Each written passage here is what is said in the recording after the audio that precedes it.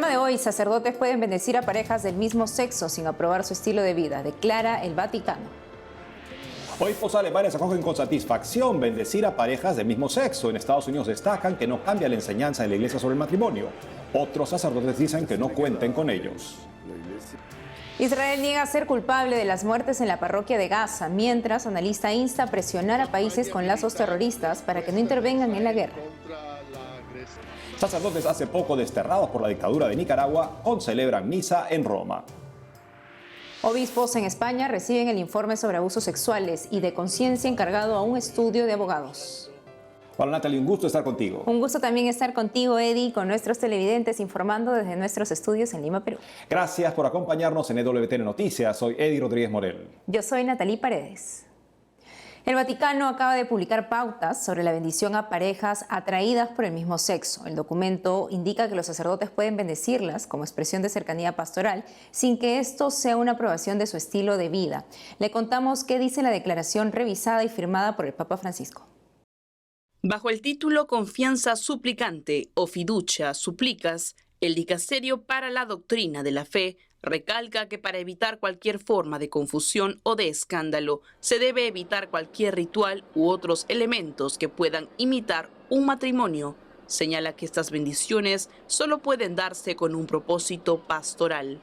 Pueden ser más espontáneas y estar menos vinculadas a requisitos morales previos. Añade que la Iglesia tiene el derecho y el deber de evitar cualquier tipo de rito que pueda contradecir esta convicción o llevar a cualquier confusión. Advirtió explícitamente que nadie debería promover ni prever un ritual para estas bendiciones.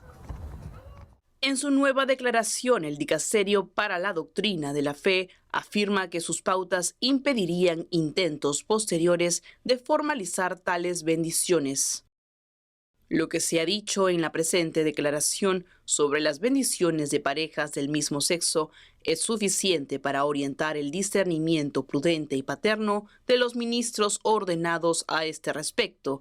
Por tanto, no cabe esperar otras respuestas sobre cómo regular los detalles o los aspectos prácticos relativos a este tipo de bendiciones. La declaración Confianza suplicante también se aplica a católicos vueltos a casar que no han obtenido la nulidad de su primer matrimonio, así como a parejas en otras situaciones irregulares. El dicasterio sostiene que las parejas que buscan una bendición de Dios en un contexto irregular o aquellas uniones del mismo sexo no pretenden la legitimidad de su propio estatus, sino que piden que todo lo que hay en sus vidas y relaciones sea investido, santificado y elevado por la presencia del Espíritu Santo. Eddie, ¿cuál es tu análisis a raíz de estas pautas para la bendición de parejas atraídas al mismo sexo? Bueno, pienso que en Roma se ha perdido la capacidad de percibir la gravedad del escándalo en el sentido original del término. Poner una piedra en la que otros tropiezan en pecado incluso mortal o permanecen en él. Hoy el titular omnipresente es: el Papa aprueba bendiciones a parejas del mismo sexo o a parejas homosexuales. Y no es una manipulación. Por su parte, el activismo LGTBista, que lamentablemente está dentro de la Iglesia y que ha recibido espaldarazos de Roma últimamente, hay que reconocerlo, celebra este documento diciendo que, por ejemplo, el obispo, los obispos alemanes, finalmente se va a reconocer una diversidad de estilos o de caminos de vida en la Iglesia, ese tipo de cosas. Por otro lado, también hay que pensar que esta incidencia en el escándalo no es algo nuevo. Recordemos el caso de la Pachamama, un misionero trabajando en una zona en las Filipinas en las que hay mucha presión de musulmanes contra los católicos, a los que acusan de idolatría, a los que acusan de politeísmo. Podían simplemente, como decía este misionero en adelante, van a poder entrar a la página web del Vaticano y pasar un video en el que el Papa está sentado frente a una postración, frente a un objeto que supuestamente representa una diosa de la naturaleza en el Amazonas. Eso por un lado. Por otro lado, también recuerdo la participación del Papa en el documental Francisco, Amén, Francisco Responde, en el que le pregunta sobre Tinder. Y el Papa no sabe qué es Tinder y la chica le dice: es un aplicativo donde la gente se reúne principalmente para tener relaciones sexuales. y le explica cómo conoció a su pareja. El Papa le dice, me parece maravilloso que los jóvenes tengan tanta iniciativa para ir más allá de las fronteras y no se dejen encasillar por mentalidades cerradas. Y entonces le pregunta a un joven, ¿está bien usar Tinder? Y el Papa dice, sí, me parece bien. O sea, eso, ¿cuál es la consecuencia a la que lleva? Que personas sientan equivocadamente que la Iglesia respalda el pecado, que es justamente lo que este documento dice que no quiere hacer. Este documento distingue entre la bendición y distingue entre aprobar un estilo de vida. Pero hay que reconocer que no estamos hablando de una bendición como la que una madre le da a un hijo. Estamos hablando de una bendición, de una relación que se constituye en base a una grave condición moral. Y eso es lo que se está bendiciendo cuando se pide que se bendiga esto. Y por otro lado, pensemos también en la consecuencia en países de misión.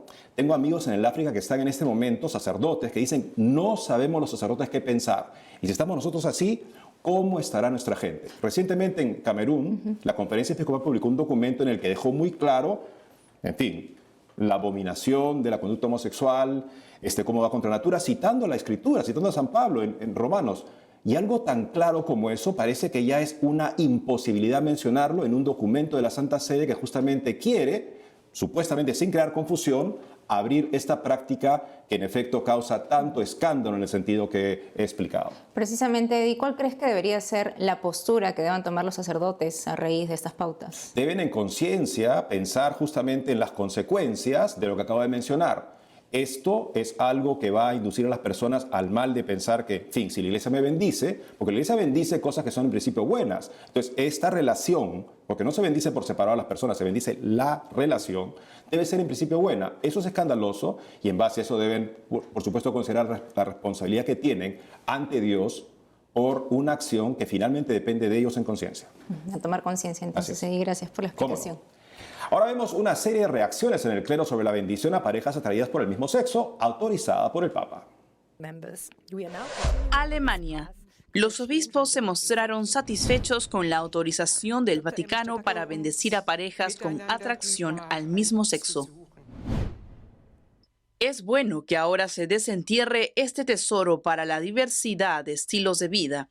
Pedir la bendición es un gesto de humildad hacia Dios en el que las personas expresan que confían en la bondad de Dios, subraya el presidente de la Conferencia Episcopal Alemana, Monseñor George Betzing. Estados Unidos. Los obispos dicen así sobre la aprobación de la bendición a parejas del mismo sexo. La enseñanza de la Iglesia sobre el matrimonio no ha cambiado y esta declaración lo afirma, al mismo tiempo que se hace un esfuerzo por acompañar a las personas impartiendo bendiciones pastorales, porque cada uno de nosotros necesita el amor sanador y la misericordia de Dios en nuestras vidas, indican los prelados. Paraguay. En rueda de prensa esta mañana, los obispos dejaron entrever que respetan la medida del Papa. Decirle que la Iglesia es de puertas abiertas. De hecho, en las misas bendecimos a todos y a las personas que nos piden bendiciones tampoco preguntamos. Y no somos quien también para ser jueces en ese sentido. Es un ruego, una súplica al Espíritu Santo para que descienda también sobre ellos, y por ahí si están alejados de la Iglesia también es una oportunidad para evangelizar, porque nuestra misión como Iglesia es enseñar lo que es la Iglesia y del que hacemos parte y somos orgullosos de ser parte. España. El episcopado se abstuvo de valorar los documentos pontificios, remarcó la importancia del matrimonio entre un hombre y una mujer. Sí subrayo de esa declaración pues la importancia, porque lo dice el prefecto del dicasterio, de no confundir ni hacer de esa bendición pues como una distinta o diversa celebración del matrimonio.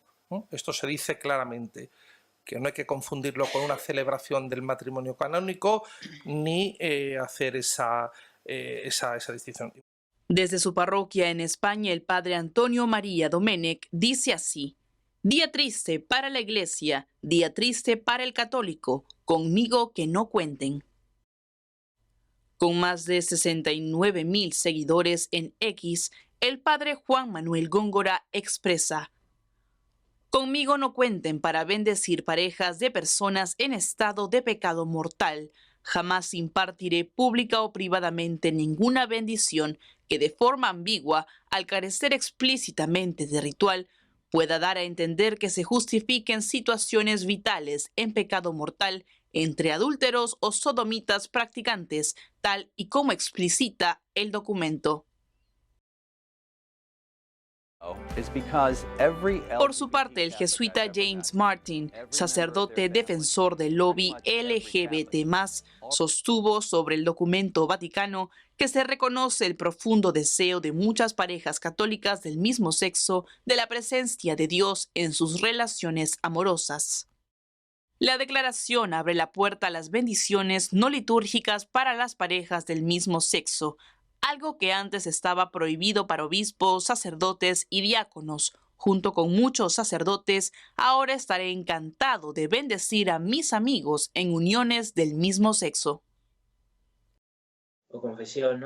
El sacerdote español Pachi Bronchalo, con más de 40.000 seguidores en X, manifiesta: esto no es el Evangelio de Jesús, sino el que inventamos nosotros. No es misericordia, es buenismo nuestro. Por otro lado, llevamos meses esperando saber sobre el grupo de sacerdotes nicaragüenses desterrados por la dictadura y recibidos por el Vaticano. El misterio se develó. Los presbíteros hicieron noticia en Roma hace poco. Veamos. ¿Me permiten darles un abrazo? No preciso ni decir. Aquí los 12 sacerdotes nicaragüenses excarcelados y desterrados en octubre por la dictadura de Daniel Ortega. Desde esa fecha no se supo más de ellos, solo que habían llegado a Roma como parte de la operación para lograr su libertad en la que intervino la Santa Sede. Este sábado celebraron la Santa Misa en la Basílica de Santa María la Mayor en el Vaticano, a víspera de la tercera semana de Adviento. El periodista Israel González publicó las fotos en las que se ve a los 12 presbíteros vistiendo las casullas rosadas que se usan en el Domingo de la Alegría o Gaudete, próximo al nacimiento de Jesús.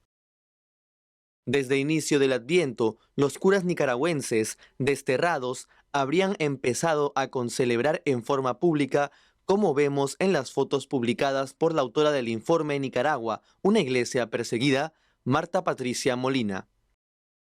Los sacerdotes son Manuel García y José Leonardo Urbina de la diócesis de Granada, Jaime Iván Montesinos de la diócesis de Matagalpa y Fernando Zamora de la diócesis de Ciuna.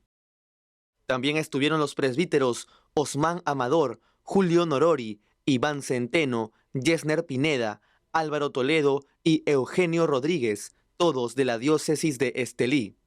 Completan el grupo Cristóbal Gadea de la diócesis de Jinotega y Ramón Angulo de la diócesis de Bluefields.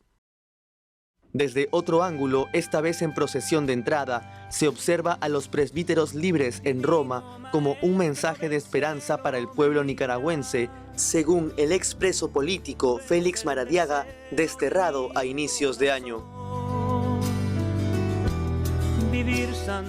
¿Me permiten darles un abrazo?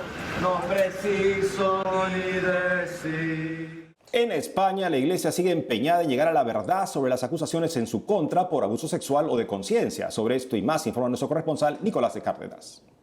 Saludos desde Madrid, desde donde les informamos de que los obispos ya tienen en su poder el informe que encargaron hace casi 2 años sobre abusos sexuales a un despacho de abogados y que recientemente les han entregado. Tras una larga espera, la Conferencia Episcopal Española ha recibido el informe sobre abusos sexuales y de conciencia encargado a la firma legal Cremades y Calvo Sotelo en febrero de 2022. El informe está siendo estudiado para su integración en el trabajo de la conferencia y será publicado en su totalidad próximamente, según ha anunciado el portavoz de la institución, padre José Gabriel Vera.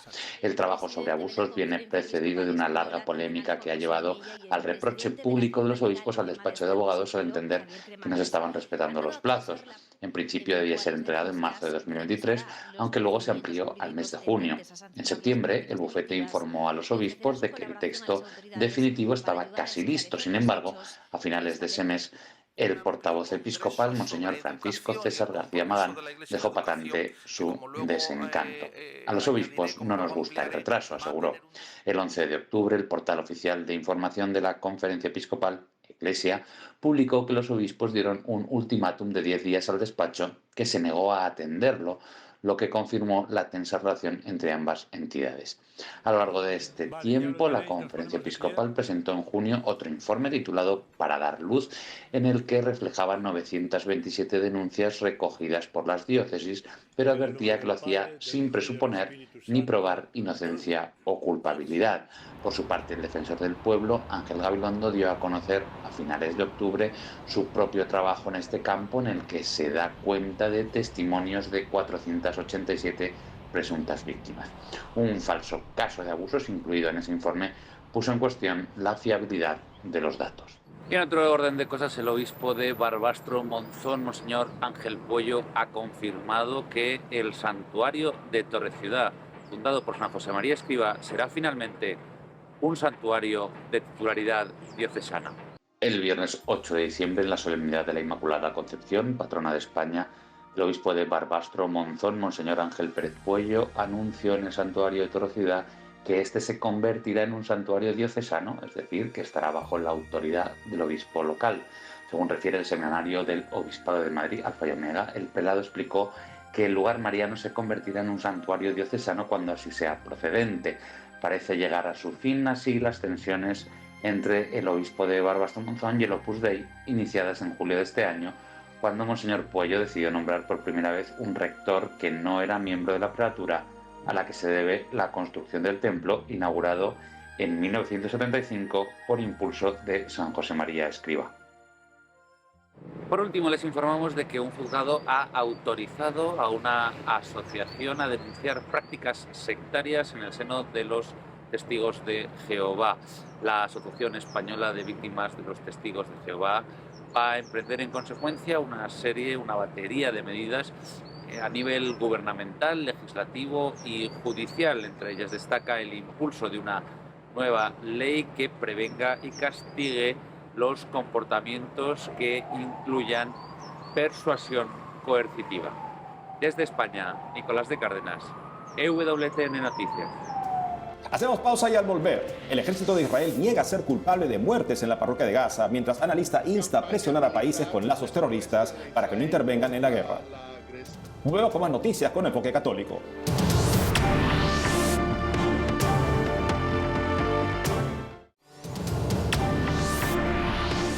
Y en Tierra Santa, las Fuerzas Armadas de Israel negaron ser culpables de la muerte de las 2 mujeres cristianas en la parroquia de la Sagrada Familia en Gaza el sábado. En una carta de respuesta a la comunidad cristiana, el ejército de Israel informó que no tienen reportes de un ataque a la iglesia ni de civiles heridos o muertos. Sin embargo, no respondieron directamente a si estaban refutando los informes del Patriarcado Latino de Jerusalén que incriminan a un francotirador del ejército israelí. Esta mañana las víctimas fueron enterradas en la parroquia Sagrada Familia. De otro lado, esta madrugada soldados israelíes asaltaron otro hospital al norte de Gaza. Detuvieron a todo el personal buscando a los terroristas de Hamás. Ya no hay límites ni reglas de enfrentamiento en la guerra en Tierra Santa, como demuestra el asedio a la parroquia Sagrada Familia en la Franja de Gaza, donde francotiradores israelíes han asesinado a 2 voluntarias sin ningún motivo. Para ponernos al día sobre la situación, estamos con Alberto Fernández. Él es un analista internacional que está con nosotros el día de hoy. Señor Fernández, gracias por acompañarnos. Gracias a ustedes. Por favor, pónganos al día a nuestra audiencia sobre la situación en Tierra Santa.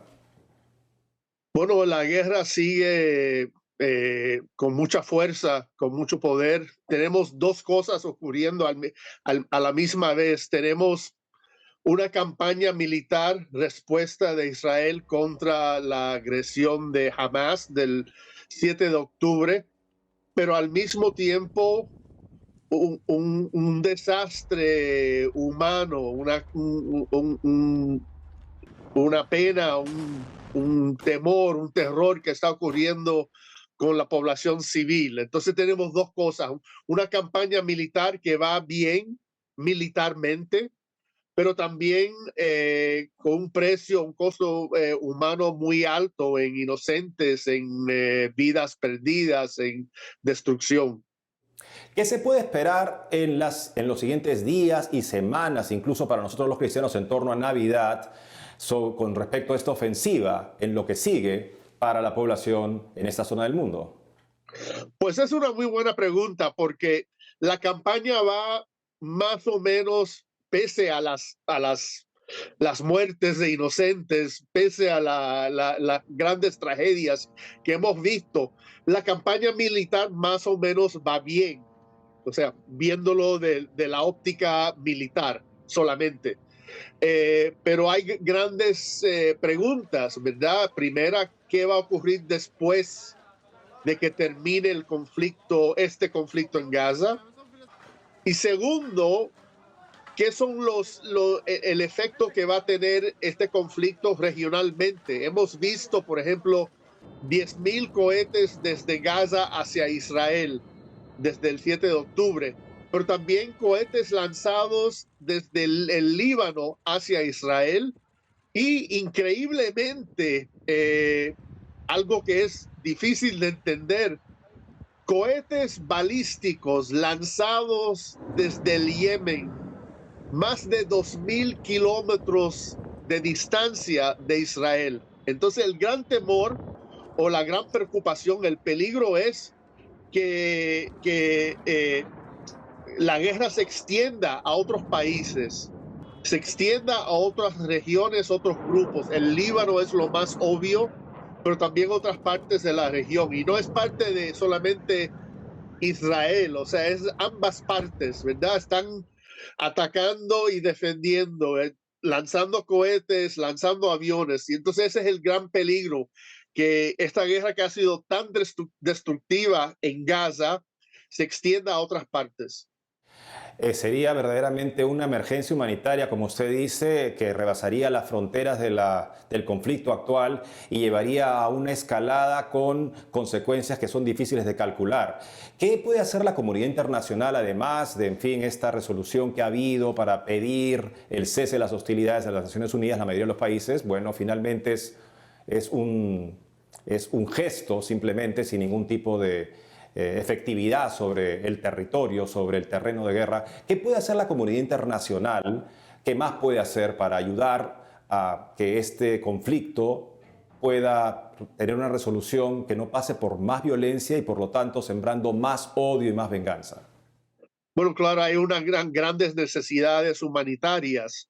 Y claro, lo más obvio, lo más fácil sería que Hamás se rinde y que dejen que se terminen los rehenes y que pudiéramos ver una tregua, ¿verdad? Algún tipo de cese al fuego a corto plazo. Eso quizás es lo más fácil, pero lamentablemente Hamás es un grupo terrorista que usa la población civil como una forma de protección, ¿verdad? Escondiéndose en el casco urbano de Gaza.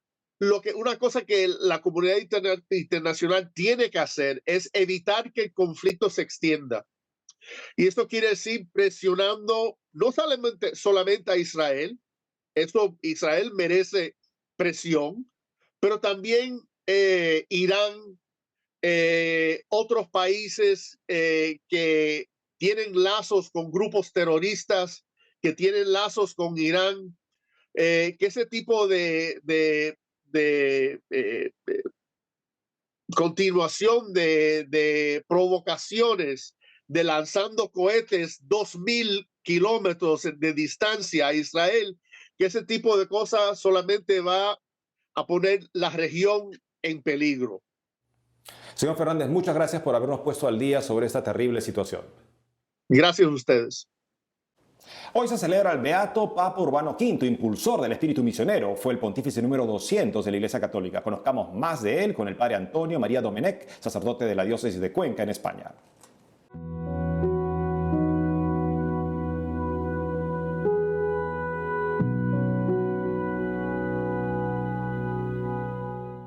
El día del Papa Urbano V, beato, que gobernó la Iglesia en el siglo XIV. Era fraile y cuando lo eligieron tuvo que ir a Roma. Fue consagrado obispo y después él se elevó a la sede de Pedro como papa.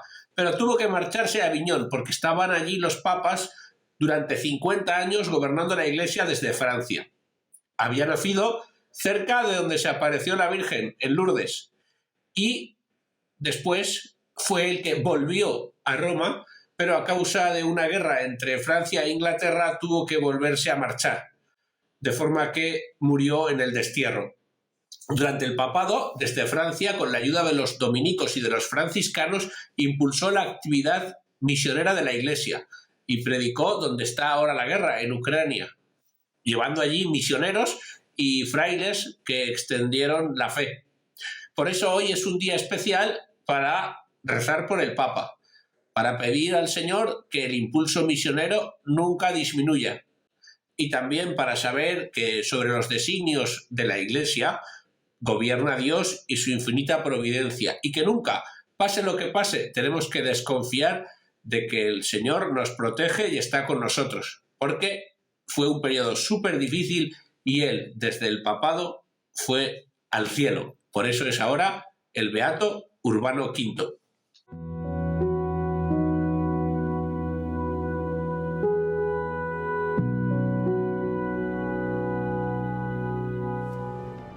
Amigos, hemos llegado al final del programa. Ha sido un gusto estar con ustedes. No dejen de seguirnos por las redes sociales y también de lunes a viernes a las 12 del mediodía, hora de Miami, en Radio Católica Mundial y su programa Más que Noticias con un servidor. Hasta entonces.